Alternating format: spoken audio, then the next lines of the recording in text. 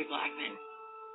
Harry Blackman and Wernberger had been childhood chums in Minnesota. Wernberger, I think, believes that he could have more control over the opinion. Blackman didn't know why Berger assigned the opinion to him. Maybe because he'd been counsel to the Mayo Clinic back in Minnesota.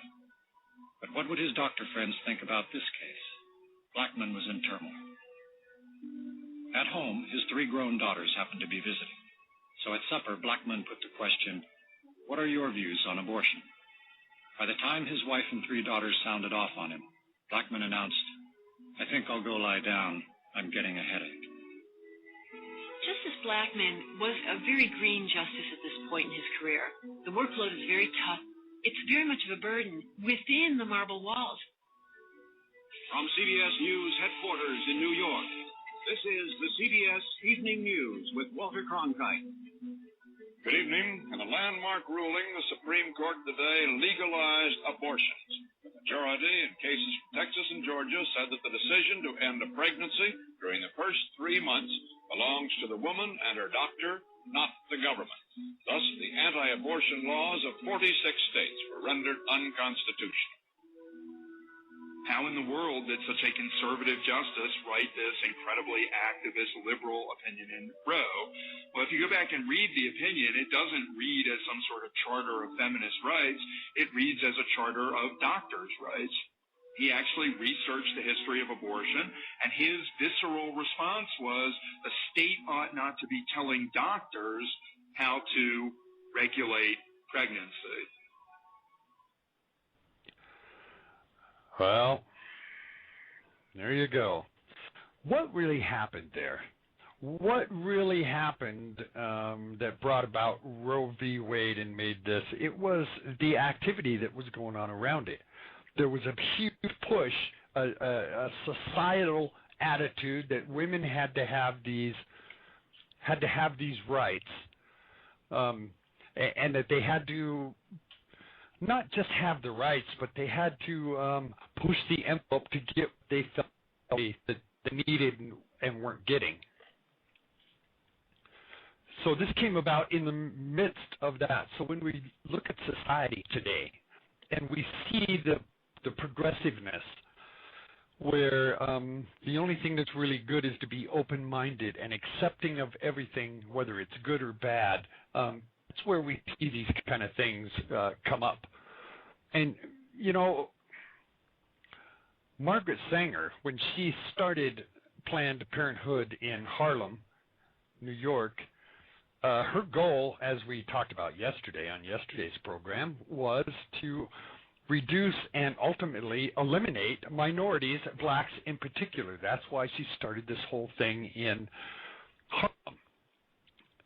And when she started staffing her organization, she staffed them with eugenists, people who were dedicated to eugenics. Now, I talked about this a little bit yesterday, but through some emails that I've received, I understood, reading these emails, a lot of people don't really have a good understanding of what eugenics is. So, you know, they hear things like, well, this is what Adolf Hitler used, eugenics, you know, it's breeding out undesirable people, traits, purifying the line, the human bloodline.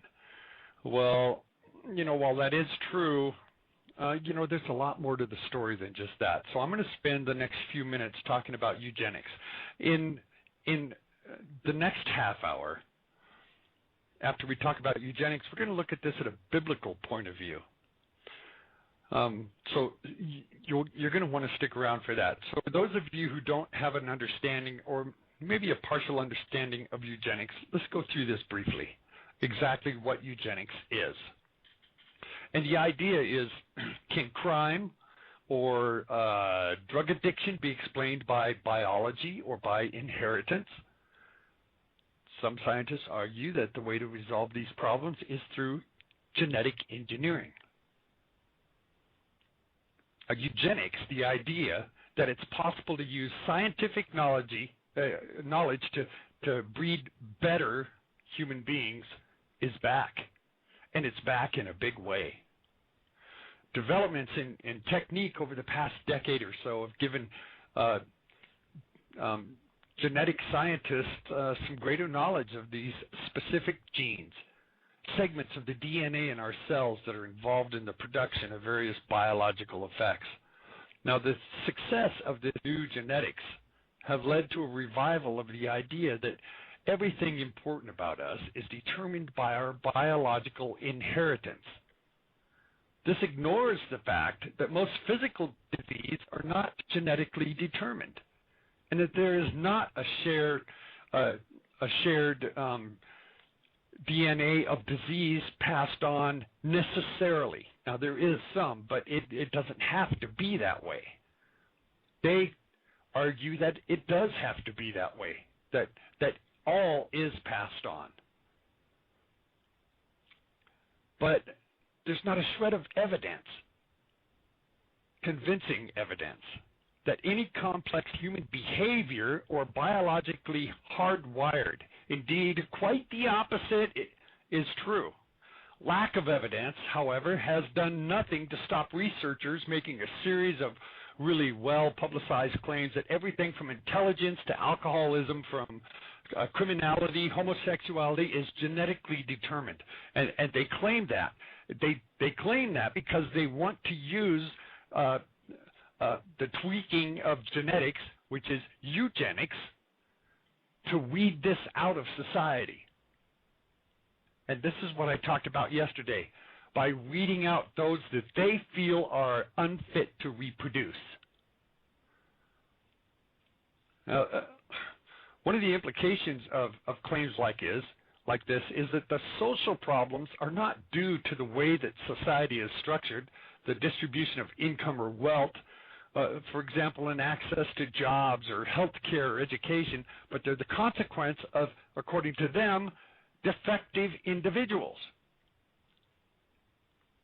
They say that the solution is not to change society, but to improve the population through biological manipulation, eugenics.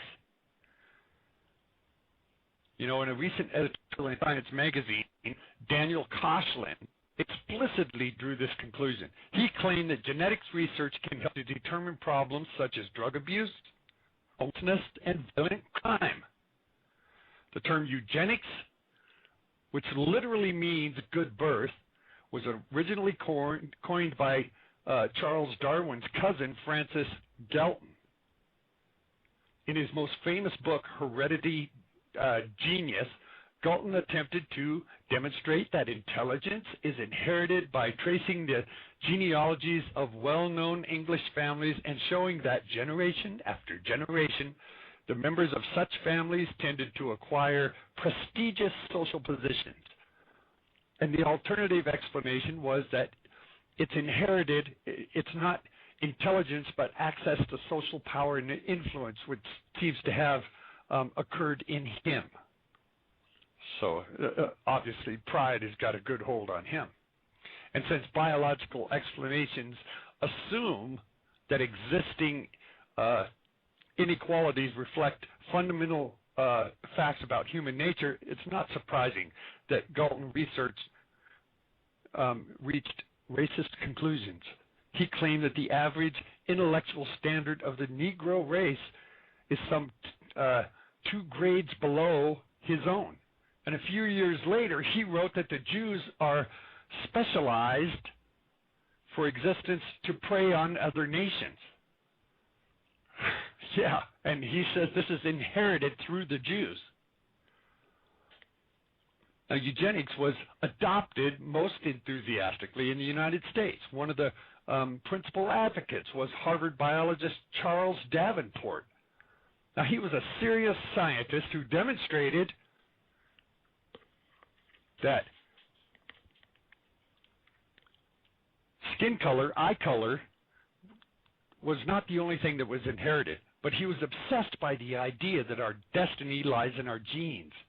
He claimed, for example, that the capacity to be a naval officer is an inherited trait composed of 2 subtraits, one being love of the sea and the other being a wanderlust, you know, the lust to wander.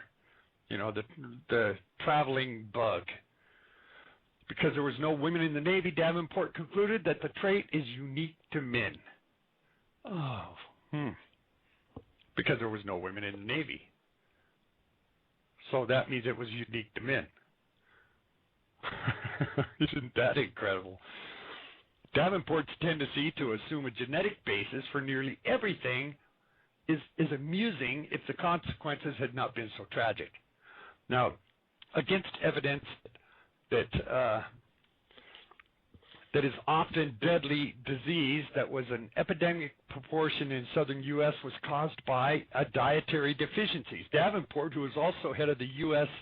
Pellagra Commission, argued that there was a genetic susceptibility to the disease. He said that administrations after administrations used Davenport's false claims to avoid spending money on nutritional programs. As a result, hundreds of thousands of people died unnecessarily between 1915 and 1930. Now, like other eugenicists, Davenport held that these characteristics, feeble-mindedness, criminality, were all biologically inherited. Now, on this basis, the eugenics movement encouraged nearly 30 states to enact laws permitting the forced sterilization of thousands of people in prisons and mental hospitals who were judged to be defective. Now, I talked about that a little bit yesterday when South Carolina had done that from 1940 to 1974, and they did that legally where without these people knowledge, they were sterilized. And it's just like I said in yesterday's program. These were people that were in mental institutions or in jail. They were rapists or child rapists or people who were deemed to be mentally unstable or unfit. And so the eugenics movement used this diagnosis, whether it was true or not, to sterilize these people so they couldn't reproduce, as an attempt to weed this out of our society. Now, Margaret Sanger started this whole thing. If you remember our discussion yesterday on yesterday's program, she started this whole thing with the idea of weeding out the undesirables. And I played that clip for you yesterday about how they came up with an IQ test and put racial groups into certain IQ standards and said because certain people's IQs, according to them, which we know is not true today, we know none of this stuff is true, but they said it was absolutely true then, and they put minorities into each of these categories of lower IQs and said these people are not fit to reproduce. That's why even still today, now people are going to say that today that Planned Parenthood and their affiliates don't do that anymore, but they do. And just like I said yesterday, if you live in a large city somewhere here in the U.S., go look and see where the Planned Parenthood and the abortion clinics are located. They're in minority neighborhoods. They're not in the white middle class neighborhoods. They're not in the upper class neighborhoods. They're in the poor neighborhoods where minorities are, because those are the people they're trying to eliminate. They're still on that foundation today and still operate on that basic foundation. The idea is to perform these abortions without hesitation on anybody who they deem to be unfit to reproduce. Now, eugenics in the U.S. also urges the federal government to restrict the immigration of undesirable races. Their arguments detail of all of those psychologists like H.H. Goddard and Louis Terman, who developed the first standardized intelligence test. These tests reflected the racist and cultural basis of their designers, not a true fact of somebody's IQ. Even when testing led to the conclusion that half of the U.S. population, including most blacks and immigrants from South and Eastern Europe, were of substandard intelligence, the results were taken seriously, even though the numbers they put out contradict the numbers that were actually